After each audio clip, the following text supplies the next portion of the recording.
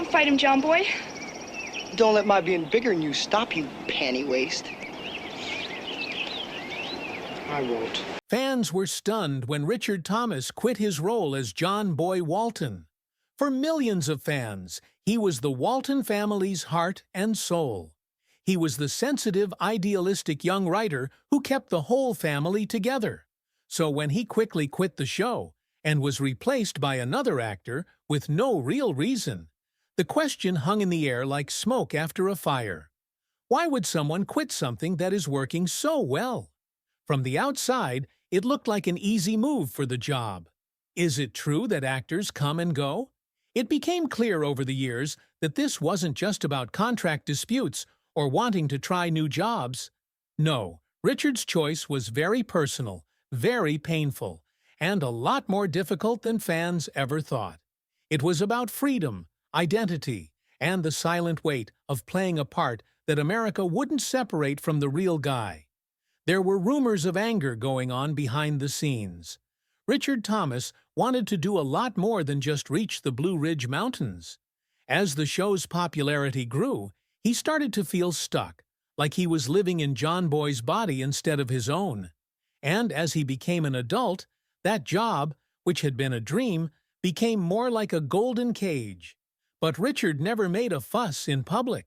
There was no incident in the tabloids or a dramatic exit from the set. Instead, he left in a clean, quiet, and professional way, which made fans even more interested. What really happened that made him leave one of the most loved families on TV? After many years, all the pieces have finally come together. There are interviews, thoughts, and carefully chosen words that Richard Thomas has used to tell the real story. You will never see John Boy the same way again after hearing that. Richard Thomas had been acting for a long time before he played John-Boy Walton. He had been in plays on Broadway and in TV dramas. He had even played with famous people like Julie Christie and Paul Newman.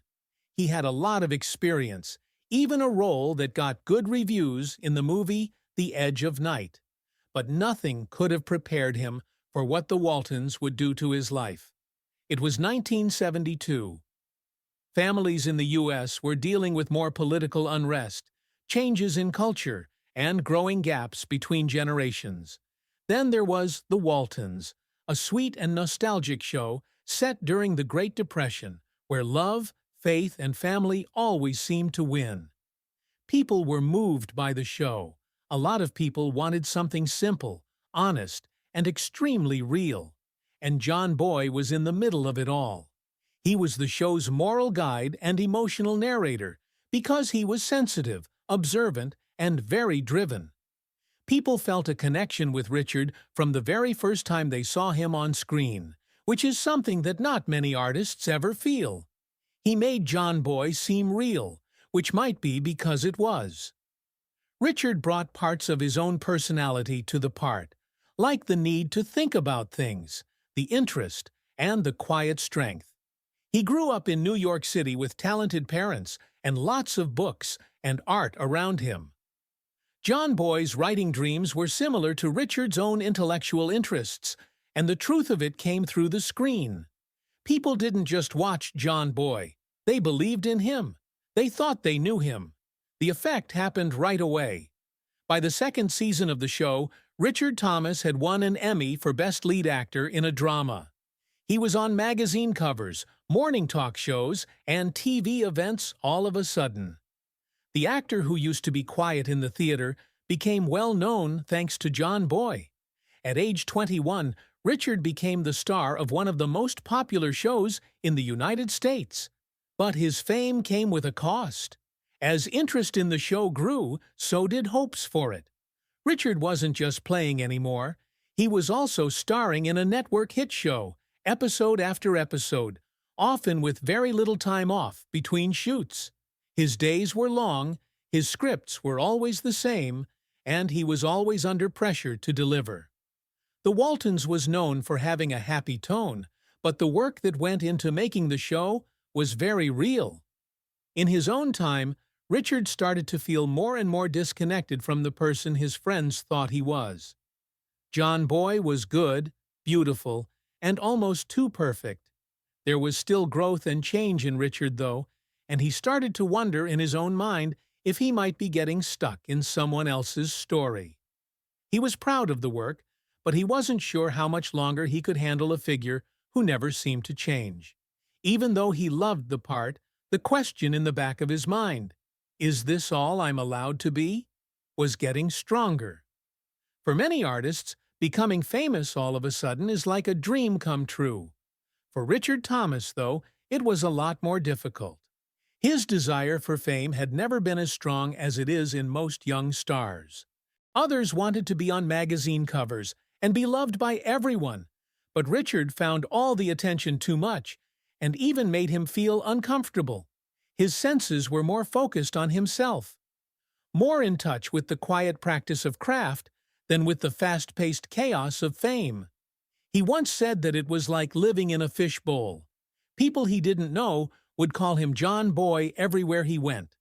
The way they talked to him made him sound like a neighbor or a son. People who saw the show, and sometimes even the people who worked with him, couldn't tell the difference between the role and the real person. What began as admiration turned into a sense of being shackled. People who liked him thought he would always be nice, gentle and wise. But Richard wasn't quite 20 yet. He wanted to find new things, test the limits, and mess up. There wasn't much room for that, though, because John-Boy was so good. Some people might feel betrayed by even the smallest change from the picture. The media only made things worse. Almost all of the tabloids and conversations were about how good-looking he seemed. Interviewers always brought up the Waltons when he was talking about work he did outside of the show that was more important and difficult. It was tiring that they all wanted the same story, the same soft voice, and the same clear morals. Richard told someone behind closed doors that being a role model on that level felt more like a show than playing. He was becoming more and more different from the person everyone else wanted him to be. There was a lot of confusion in his voice, and it got worse the longer he played the part. It got even worse when he saw how people were treating him differently because of his fame. The people in charge saw him as that good boy from TV. Agents were hesitant to give him more dangerous parts. He felt like he was stuck in his life because of the success he had worked so hard to achieve. What hurt the most? It was in his mind that if he ever left the show, the people who had helped him would be disappointed. That weight sat on his shoulders like a weight he could never quite shake off for years. Still, something inside him was already starting to change, even as he smiled for the cameras and gave speeches as John-Boy. Being more and more like himself made him want to be something else. Soon, that stress inside would get so high that something had to give. By the 5th season of The Waltons, Richard Thomas was no longer the eager young actor who was just glad to have a part. He was a rising star with big goals, but he felt like the show wasn't giving him enough room to grow. Even though the show kept getting good numbers, Richard was having a hard time with his creativity behind the scenes. At first, he tried to be quiet about his worries. He asked if John-Boy could go in new ways, giving him more edge, more inner strife, and more depth than the dreamer with pure intentions. But the writers didn't want to change what worked, because they had found it. They wanted John-Boy to stay the good guy in the Walton family. Since he was only a symbol and not a real person, this consistency went against Richard's acting instincts. He wanted to look into the character's flaws, his darker thoughts, and even his losses as he grew up. But every time he tried to make things more complicated, the script seemed to push him back to making things easier. It seemed like the part had stopped changing, and Richard was being told to stop changing too. There were also more and more rumors that he had fought with the directors and showrunners, sometimes in private and sometimes in public. The Waltons had tight creative control, and Richard was still seen as the kid, even though he had an Emmy and was getting bigger. His ideas were taken into account, but they weren't used very often. Week after week, The feeling of not being able to be creative wore him down. At the same time, he felt like the plots were getting old. He knew John-Boy's emotional beats by heart so well that they didn't bother him anymore. It seemed like each new show was a little different from the last one. And repetition did not help an actress who wanted to improve. It was dulling, even worse. Eventually, he thought that the show was putting too much emotional weight on John-Boy. His role became more and more important to the stories, and Richard found himself working and shooting all the time with little time for rest or personal things. It was hard work, and there wasn't much room for change. He wasn't just the star, he was the base, and the stress was slowly breaking him down. Then there was being typecast. Richard read the sign. Casting agents would ask him the same question every time he tried out for a part outside of the series. Is it possible that John-Boy will do this? He knew that the longer he stayed, the stronger that personality would become, and the harder it would be to get rid of when he was ready to move on. He then started to think about his choices. Would he have to keep giving up his creative drive to keep a part he loved? Or would leaving, even though it would be risky, be the only way for him to find his voice as an artist again? Not only was the choice looming, it was also becoming unavoidable. When Richard Thomas's last season on the Waltons came around, it wasn't a matter of if he would leave, but how. He had given his time, his skills, and even parts of who he was to the show. But with each new story and every line he said, as John-Boy, the fire that used to fuel his love of acting was beginning to fade. Even though he kept going to work and giving good performances, things were getting worse behind the scenes. The last push came when the deal was being renegotiated. As the end of his first contract got closer, Richard started talking with CBS and the show's directors about what would happen next. From the start, though, it was clear that the two sides did not agree. Richard didn't just want a pay rise. He wanted to be able to change and grow. He asked for fewer episodes so that he would have more time to work on other artistic projects.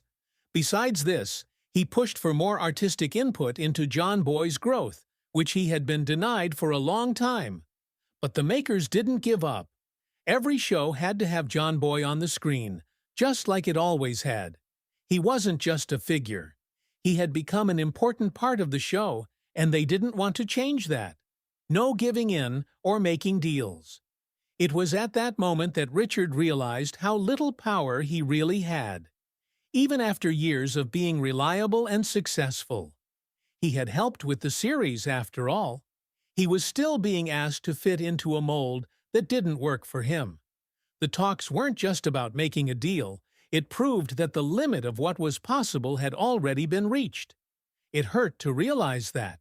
The stress was raised by whispers on set. As word spread that Richard might not renew, the part of John-Boy would be filled by someone else. The thought seemed strange. John-Boy wasn't just another part. Being Richard, his instincts and his inner depth had gone into making it. It was different on network TV, where characters were ideas and not real people. As it turned out, once Richard said no, CBS moved quickly to replace him with actor Robert Whiteman, without giving the public much of a reason. The change came quickly. People were confused. People had grown to like John-Boy's old face because it was warm and vulnerable. Some critics pointed out the change, and fans wrote to say they were upset and frustrated. They were too close to Richard's version of John-Boy to let go of the tie they had made with him. Richard didn't say anything, though. He never said bad things about the star or the show. He walked away instead with quiet respect, not causing any trouble or anger. He was aware that his choice would cause a lot of trouble, but his gut told him it was time. He had nothing more to give and would not do so without giving up himself first.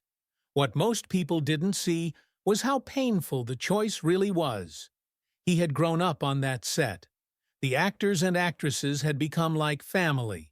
It was like leaving home when he walked away, but staying would have meant giving up his voice, his goals, and his mental health.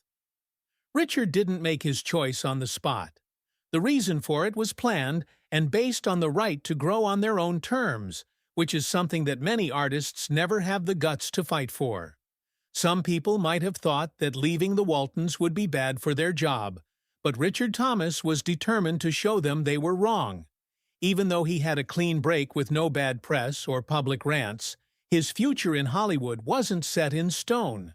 Still, he jumped with a quiet bravery, set on making a new road that didn't depend on John-Boy's shadow.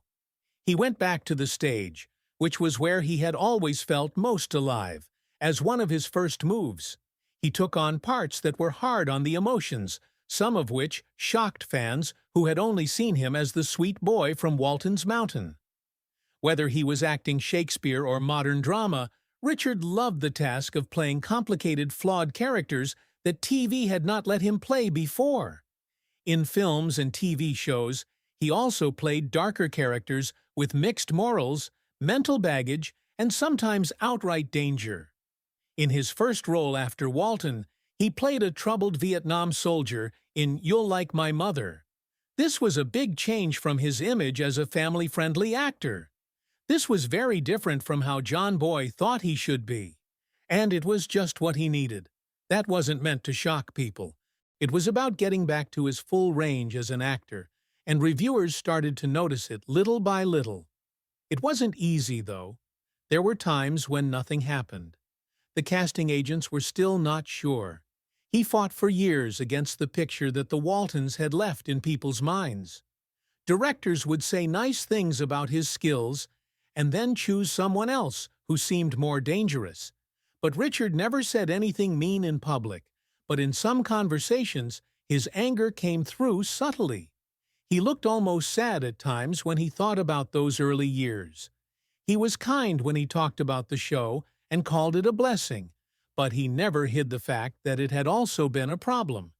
He said that by the end he felt artistically suffocated and that taking a break had left him emotionally drained. That being said, there was no open sorrow. Years later, when asked if he would change anything about his choice, Richard said, "I needed to grow." He wasn't going to turn his back on the part. It was about going in a new direction.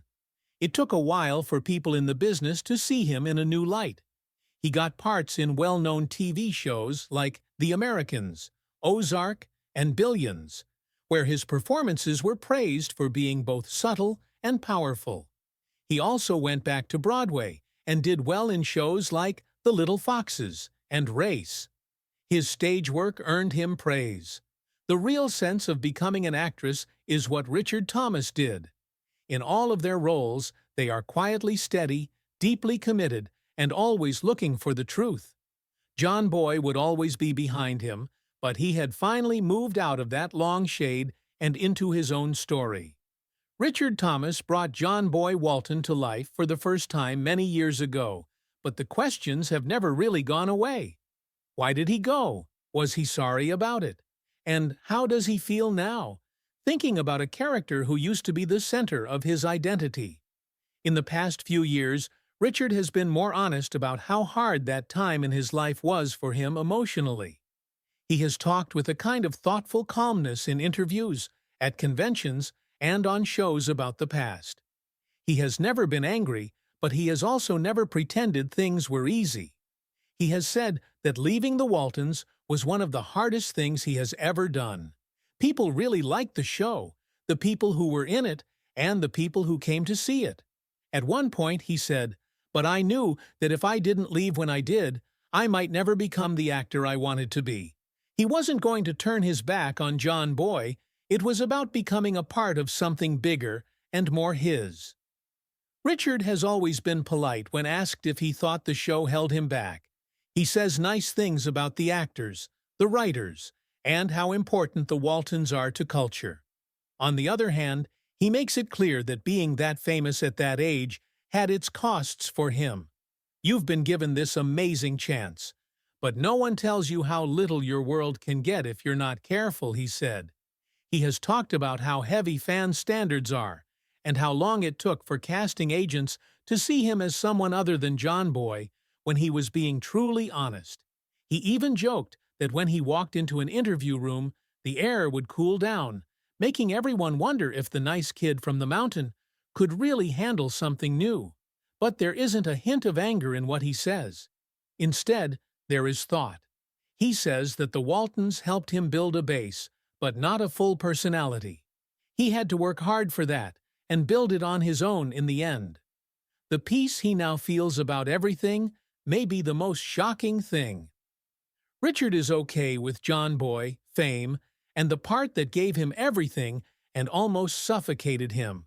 He now sees it not as a limitation, but as an important part of a much bigger story. He has even come back to narrate the new Walton films on the CW, which completes the circle of his relationship. He's not going back. Instead, he's giving his voice to a new generation. The fact that Richard doesn't need John-Boy to describe him shows that he understands what the part meant, and still means to millions of people. Because of this, he has become a very rare thing in Hollywood. A man who left the stage without being angry or ashamed, but in the quiet search for his own truth. A man who said no to fame, but not to being stuck by it forever. Even though he said no, he found a much deeper yes,